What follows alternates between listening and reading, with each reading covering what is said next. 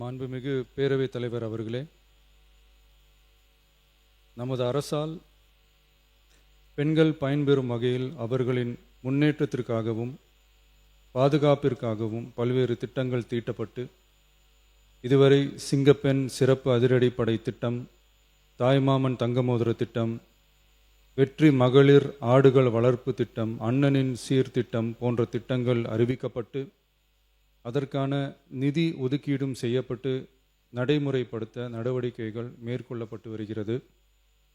மேலும் நமது அரசு மக்களின் வாழ்வாதார முன்னேற்றத்தினை முதன்மை நோக்கமாக கொண்டு வெற்றி தொலைநோக்கு திட்ட ஆவணத்தினை வெற்றி விஷன் டாக்குமெண்ட் வெளியிட்டுள்ளது. அந்த திட்ட ஆவணத்தின் அடிப்படையில் இலக்கு நிர்ணயம் செய்து பல்வேறு திட்டங்கள் அடுத்து வருகின்ற 1ஆம், 3ஆம் மற்றும் 5ஆம் ஆண்டிற்குள் நிறைவேற்றத்தக்க திட்டங்களாக வகைப்படுத்தப்பட்டுள்ளது. சிறப்பினமாக பெண்கள் பயன்பெறும் வகையில் பல்வேறு திட்டங்களுக்கு செயல் வடிவம் கொடுத்து இவ்வரசு நிறைவேற்றும். கடந்த 4 மாதங்களாக வளைகுடா பகுதியில் நிலவி வரும் போர் சூழல் காரணமாக எரிவாயு சிலிண்டர் கிடைப்பதில் தட்டுப்பாடு நிலவி வருகின்றது. இதனால் மாற்று எரிபொருளை பயன்படுத்தி வருவதாலும் எரிவாயு சிலிண்டர் விலை உயர்வினாலும் பொதுமக்கள் தங்களது வருவாயிலிருந்து கூடுதலான தொகையினை செலவிட்டு இன்னலுக்கு ஆளாகி வருகின்றனர்.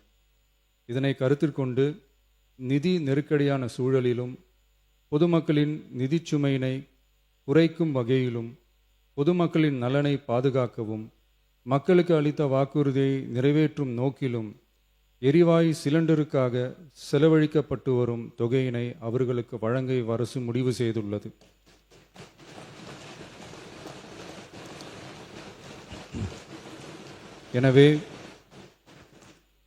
எனவே குடும்பத் தலைவிகள் பயன்பெறும் வகையில் முதல் கட்டமாக அன்னபூர்ணி சூப்பர் 6 திட்டத்தில் ஆண்டிற்கு 3 விலையில்லா எரிவாயு சிலிண்டர்கள் வழங்கப்படும்.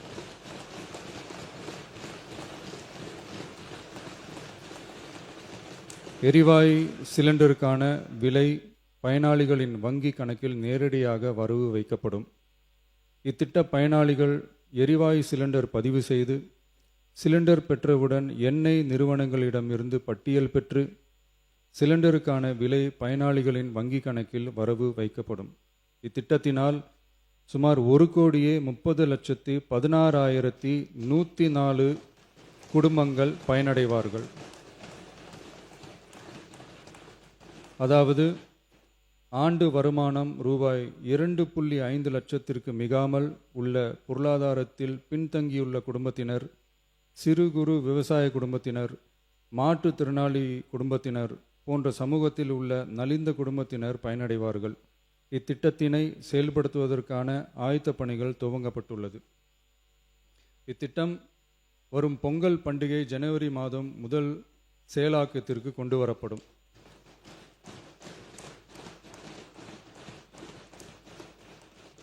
இத்திட்டத்திற்காக ஆண்டுதோறும் தோராயமாக 4000 கோடி ரூபாய் ஒதுக்கீடு செய்யப்படும் என்பதை மாண்புமிகு பேரவைத் தலைவர் வாயிலாக இந்த அவைக்கு தெரிவித்துக் கொள்ள விரும்புகிறேன்.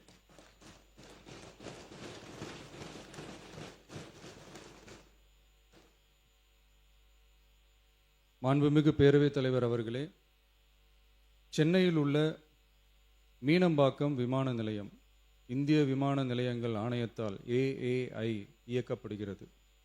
தற்போது இந்த விமான நிலையம் ஆண்டுக்கு 30 மில்லியன் பயணிகளை கையாளும் திறன் கொண்டதாக உள்ளது.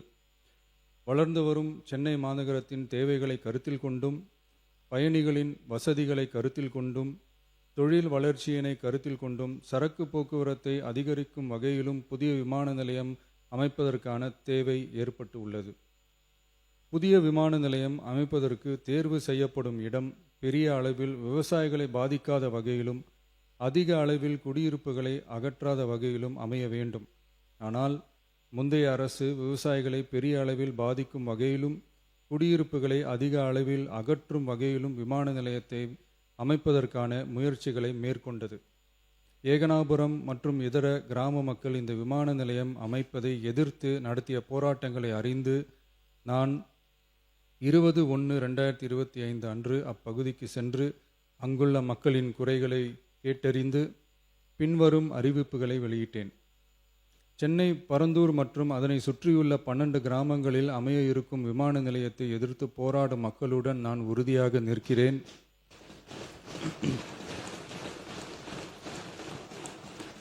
நீண்ட நாட்களுக்கு மேலாக இந்த திட்டத்திற்கு எதிராக போராடி வரும் விவசாயிகளுக்கு எனது ஆதரவை தெரிவித்துக் கொள்கிறேன்.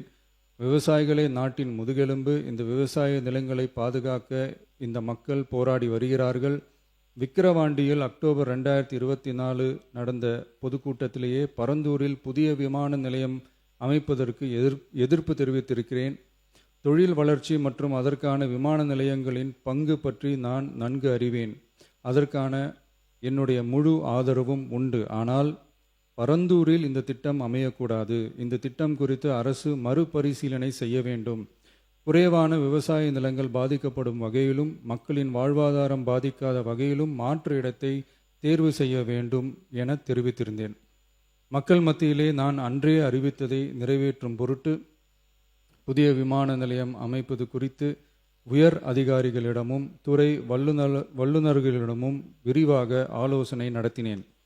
ஏற்கனவே நான் உறுதி அளித்தவாறு பரந்தூரில் புதிய விமானம் நிலையம் அமைக்க மேற்கொண்ட நடவடிக்கைகள் இந்த அரசால் கைவிடப்படும்.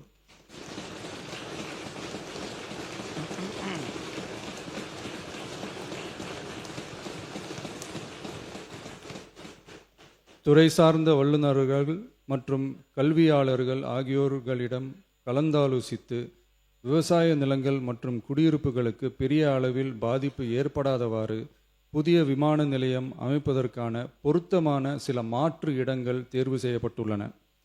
அவ்விடங்களில் தொழில்நுட்ப ரீதியான சாத்தியக்கூறுகளை சம்பந்தப்பட்ட துறைகள் மூலம் விரிவான ஆய்வு மேற்கொண்டு புதிய விமான நிலையத்திற்கான இடம் விரைவில் இறுதி செய்யப்படும்.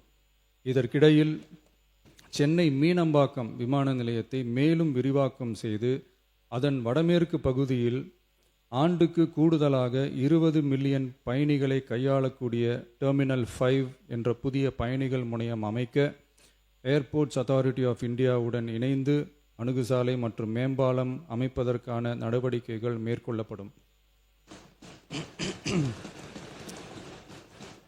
சென்னை மீனம்பாக்கம் விமான நிலையத்தில் தற்போது நடைபெற்று வரும் டெர்மினல் 3 பயணிகள் முனையம் கட்டுமான பணிகள் முடிவுற்ற பின் ஆண்டுக்கு 35 மில்லியன் பயணிகளை கையாளக்கூடியதாக இருக்கும். மேலும் புதிய டெர்மினல் 5 பயணிகள் முனையம் செயலாக்கத்திற்கு பிறகு ஆண்டுக்கு மொத்தம் 55 மில்லியன் பயணிகளை கையாளக்கூடியதாக இவ்விமான நிலையம் இருக்கும்.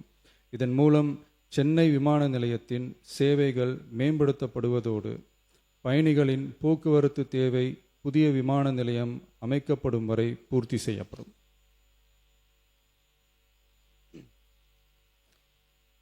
மாண்புமிகு பேரவைத் தலைவர் அவர்களே, ஒரு மாநிலத்தின் உண்மையான முன்னேற்றம் என்பது அதன் பொருளாதார வளர்ச்சியால் மட்டுமல்ல, பெண் கல்வி, வேலைவாய்ப்பு, மருத்துவம், வணிகம் மற்றும் சமூக வாழ்வின் அனைத்து தளங்களிலும் சுதந்திரமாகவும் பாதுகாப்பாகவும் பங்கேற்கும் வாய்ப்புகளாலும் அளவிடப்படுகிறது.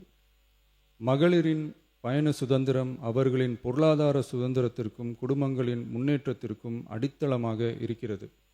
தற்போது செயல்படுத்தப்பட்டு வரும் மகளிர் கட்டணமில்லா பயண திட்டத்தில் மாநகரம் நகர்ப்புறங்களில் சாதாரண மற்றும் மலைப்பகுதி பேருந்துகளில் 40 கிலோமீட்டர் வரை மட்டுமே பயணம் செய்ய அனுமதிக்கப்பட்டு வருகிறது.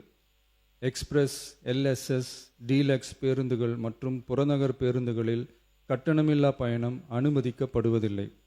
தமிழ்நாட்டின் எந்த பகுதியிலும் வசிக்கும் ஒரு மகளிரும் போக்குவரத்து கட்டணத்தால் தமது வாய்ப்புகளை இழக்கக்கூடாது என்ற சமூக நீதி சிந்தனையை இவ்வரசு முதன்மையாக கொண்டுள்ளது.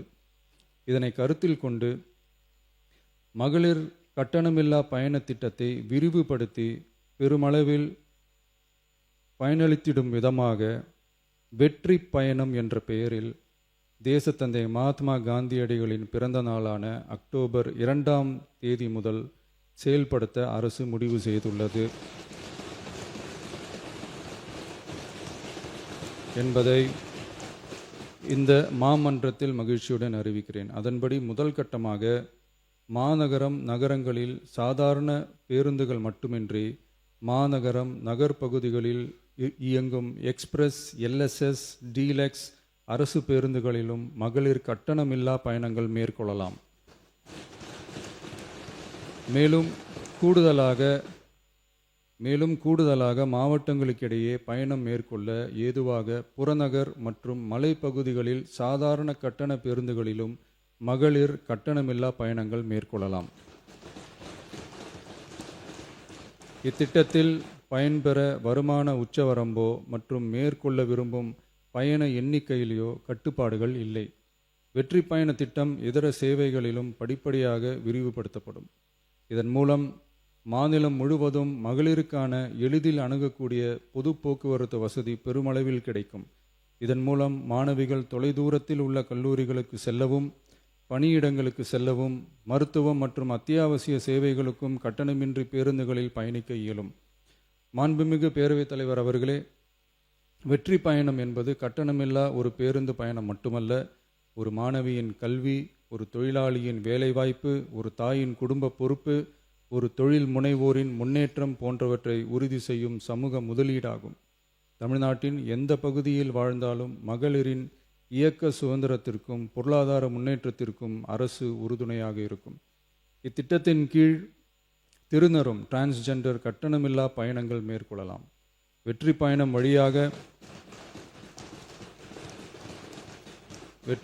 வழியாக மகளிரின் வாய்ப்புகள் விரிவடைந்து குடும்பங்கள் முன்னேறி சமூக நீதியும் சமத்துவமும் நிலை பெற்று வளமான வெற்றி தமிழ்நாட்டை உருவாக்கும் நமது பயணம் மேலும் வலுப்பெறும் என்பதை தெரிவித்துக் கொள்கிறேன். இத்திட்டத்தை செயல்படுத்துவதன் மூலம் ஆண்டுதோறும் தோராயமாக 6,000 கோடி ரூபாய்